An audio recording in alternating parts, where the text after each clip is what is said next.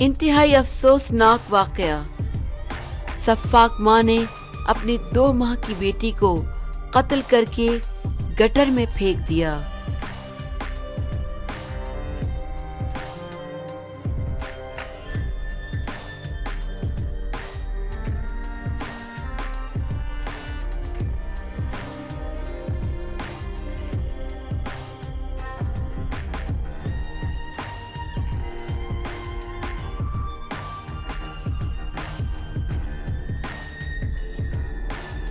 بھارت میں پتھر دل ماں نے اپنی 2 ماہ کی بیٹی کو قتل کر کے گٹر میں پھینک دیا۔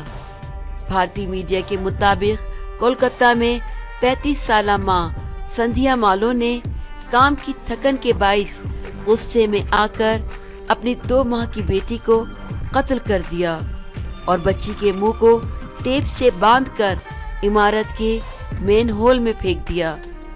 سفاک ماں نے بیٹی کو قتل کرنے کے بعد اپنے گھر والوں کو فون کر کے بلایا اور بیٹی کے کھو جانے کا ڈرامہ کیا۔